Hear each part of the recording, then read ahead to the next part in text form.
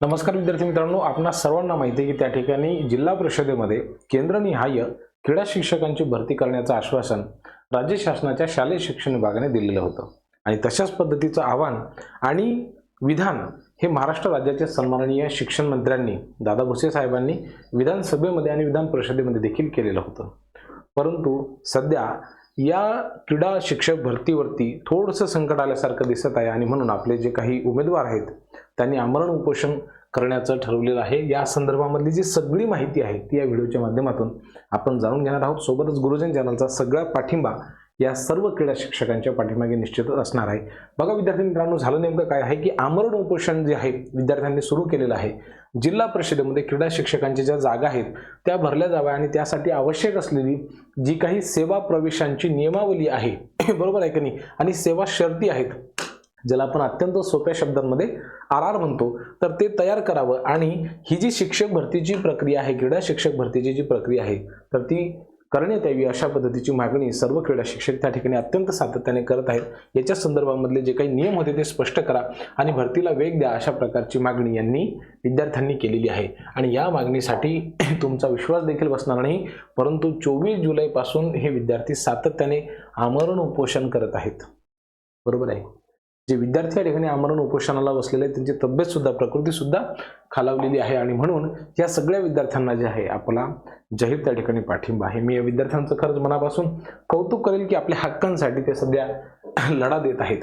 शारीरिक शिक्षण म्हणजे क्रीडा शिक्षकांच्या पदांवरती त्वरित भरती व्हावी अशी या सर्वांची मागणी आहे।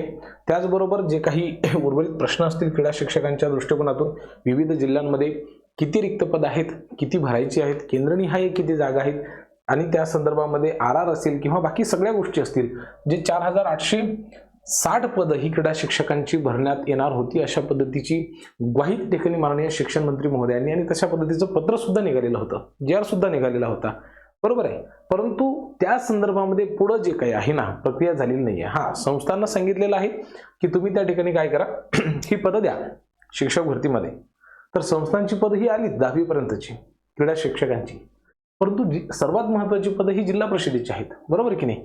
आणि त्यामुळं त्या सगळ्याच्या सगळ्या शिक्षकांना आता आस लागलेली आहे, आशा लागलेली आहे, ओढ लागलेली आहे की होय माझी सुद्धा निवड त्या ठिकाणी होईल आणि इतर जे शिक्षक होते, बरोबर आहे की नाही, त्यांचं समायोजन हे इतर विषयांवरती न करता पवित्र पोर्टलच्या माध्यमातून ही सगळीच्या सगळी पदं भरावीत आणि क्रीडा शिक्षकांच्या ठिकाणी इतर विषयांचे शिक्षक हे देण्यात येऊ नये अशा प्रकारची मागणी या विद्यार्थ्यांनी त्या ठिकाणी केलेली आहे। आणि बघा या संदर्भामध्ये विद्यार्थ्यांनी असं म्हटलेलं आहे की जर समजा आम्ही ही जी काही पदं आहे तुम्ही जर शिक्षक भरतीमध्ये दिली नाहीत तर आम्ही या शिक्षक भरतीवरती स्वतः बहिष्कार टाकू। बघा, क्रीडा शिक्षकांची भरती न केल्यास शासकीय क्रीडा स्पर्धांवरती सुद्धा आम्ही त्या ठिकाणी बहिष्कार घालणार आहोत अशा पद्धतीची या ठिकाणी विद्यार्थ्यांनी रितसर शासनाला सांगितलेलं आहे, बेधडकपणे सांगितलेलं आहे।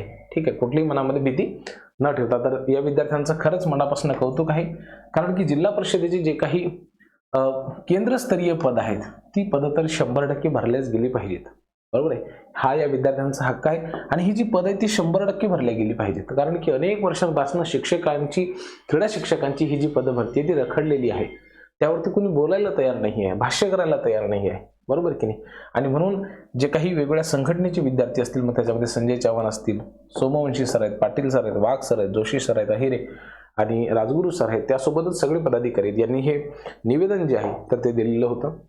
त्यानंतर जर आपण बघितलं तर विद्यार्थ्यांनी त्या ठिकाणी सांगितलेलं होतं की 4807 हे जे पद आहेत ही 100% कोणत्याही परिस्थितीमध्ये भरल्या गेली पाहिजेत आणि जर हे झालं नाही तर महाराष्ट्र राज्य युवा शारीरिक शिक्षण संघ शिक्षक महासंघाच्या वतीनं या ठिकाणी हे जे उपोषण आहे तर ते सुरू केलेलं होतं, तुम्हाला माहिती असेल। आणि म्हणून 14 जुलैपासून पुणे या ठिकाणी हे विद्यार्थी आमरण उपोषणाला बसलेले आहेत। त्यांची प्रकृती अत्यंत चिंताजनक आहे आणि याकडे सध्या शासनाने पाहिजे तसं लक्ष पुरवलेलं नाही आहे, कारण की त्याचे रूल्स आणि रेग्युलेशन्स जे आहेत तर ते अद्यापपर्यंत देखील आलेले नाही आहेत। आयुक्त कार्यालयासमोर हे विद्यार्थी ठाण मांडून बसलेले आहेत, जोपर्यंत शासनाचा सकारात्मक प्रतिसाद येत नाही, हे जागा भरण्याच्या दृष्टिकोनातून जोपर्यंत शासनाला जाग येत नाही, नुसतं जाग नाही तर ते जागा पोर्टलला आल्या सुद्धा पाहिजेत, त्या संदर्भामधल्या सेवासाठी नियमित झाल्या पाहिजेत, तयार झाल्या पाहिजेत, ते विद्यार्थ्यांपर्यंत पोहोचल्या पाहिजेत, त्या संस्थांना आणि स्थानिक स्वराज्य संस्थांना सुद्धा दिल्या गेल्या पाहिजेत। ह्या सगळ्याच्या सगळ्या मागण्या ज्या आहेत तर त्या विद्यार्थ्यांच्या आहेत आणि ह्या मागण्याला आपला जो पूर्ण पाठिंबा आहे। 100% ह्या मागण्या कुठे ना कुठे शासन अतिशय काळजीपूर्वक बघेल, या विद्यार्थ्यांना न्याय देईल. कारण की जर आपल्याला चांगले शिक्षक पाहिजे असतील तर ते पवित्र पोर्टलच्या माध्यमातून येतील. चांगले विद्यार्थी जर घडवायचे असतील तर त्यांच्यासाठी शिक्षक सुद्धा पवित्र पोर्टलपासून आले पाहिजेत. आणि हो, चांगल्या शिक्षणासह विद्यार्थ्यांचं आरोग्य सुद्धा जर चांगलं पाहिजे असेल तर त्यांना क्रीडा स्पर्धांची आवश्यकता आहे. त्यांना एका चांगल्या क्रीडा शिक्षकाची गरज आहे. आणि म्हणून विद्यार्थ्यांचा सर्वांगीण विकास होण्याच्या दृष्टिकोनातून जर राज्य शासनाला वाटत असेल, शालेय शिक्षण विभागाला वाटत असेल की आपल्या महाराष्ट्रामधील विद्यार्थ्यांची भरभराटी व्हावी, वेगवेगळ्या स्पर्धांमध्ये महाराष्ट्रामधल्या विद्यार्थ्यांनी प्रतिनिधित्व करावं, नेतृत्व करावं, यश संपादन करावं, तर मला असं वाटतं की ह्या सगळ्याच्या सगळ्या अतिशय मेहनती, अनेक वर्षांपासून वाट बघत असलेल्या क्रीडा शिक्षकांची भरती यावेळेस हमखास झालीच पाहिजे, कोणत्याही परिस्थितीमध्ये झाली पाहिजे, ही या विद्यार्थ्यांची अत्यंत प्रामाणिक मागणी आहे. आणि या मागणीच्या पाठीमागे आपण सगळेजण अत्यंत ठामपणाने उभे राहणार आहोत. मला असं वाटतं की बघा, ही 4860 पद आहेत, ही 100% पदं द्यायला पाहिजेत. यासोबतच कला शिक्षकांची सुद्धा पदं द्यायला पाहिजेत, कार्यानुभव शिक्षकांची पदं द्यायला पाहिजेत, विशेष शिक्षकांची पदं द्यायला पाहिजेत, संगणक शिक्षकांची त्या ठिकाणी पदं द्यायला पाहिजेत. विद्यार्थ्यांचा सर्वांगीण विकास व्हायला काय हरकत आहे?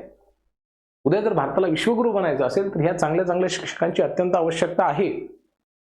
आणि प्रत्येक फळीमधून ज्यावेळेस विद्यार्थी जातो त्याला प्रत्येक क्षेत्राचं जर आपल्याला ज्ञान पाहिजे असेल तर ज्या पद्धतीने मागे शिक्षण मंत्री महोदयांनी सांगितलं की महाराष्ट्राचं प्रतिनिधित्व विविध खेळाडूंच्या माध्यमातून ज्यांनी विविध स्तरांवरती केलेलं आहे त्या खेळाडूंची देखील आम्ही निवड या शिक्षक भरतीमध्ये करणार आहोत. मग तुम्ही काही सिलेक्टेड कॅन्डिडेट्स घेणार आहात का? एखादा विद्यार्थी ज्यांनी बीपीएड अत्यंत मेहनतीने केलेला आहे त्याला तुम्ही संधी देणार नाही आहेत का? तुम्ही मग हा जो 4860 जागांचा जे मागं पत्र काढलं होतं केंद्रनिहाय जागा, तुम्ही काही केंद्रांना विद्यार्थी द्याल आणि बाकी केंद्रातील विद्यार्थ्यांना हवेवरती सोडणार आहात का? काही विद्यार्थ्यांना, सिलेक्टेड विद्यार्थ्यांना तुम्ही क्रीडा शिक्षक द्याल आणि बाकीच्या विद्यार्थ्यांना मात्र तुम्ही असं म्हणाल का की तुम्ही बाकीचे विषय शिक्षकच शिकवा? काय करायचं? आणि म्हणून माझी महाराष्ट्र राज्य शासनाला कळकळीने विनंती आहे की हे मुलं अन्न पाणी सगळे सोडून दिलेले आहेत. त्यात पुण्याच्या तुमच्या ऑफिसच्या समोर ते बसलेले आहेत. तुमच्या मनामध्ये थोडीसर दयामया असेल, त्यांच्याबद्दल सहानुभूती जर असेल तर ह्या विद्यार्थ्यांचा थोडा संवेदनशीलतेने विचार करा. आज ती मुलं बाळं स्वतः उपोषणासाठी बसले, स्वतःची भाकर सोडली कारण की त्यांना त्यांच्या भविष्याच्या भाकरीची आवश्यकता आहे. आणि म्हणून तुम्ही त्यांच्या मागणीला सकारात्मक प्रतिसाद कोणत्याही परिस्थितीमध्ये दिला पाहिजे. आणि ही पदं त्यांच्या हक्काची आहेत, ही त्यांच्या अतिशय जवळची पद आहेत, ही त्यांना भेटलीच पाहिजे कोणत्याही परिस्थितीमध्ये. आणि त्याच्यावरती कुठलाही एक्सक्यूज शासनाने मला असं वाटतं की शालेय शिक्षण विभागाने देता कामा नये.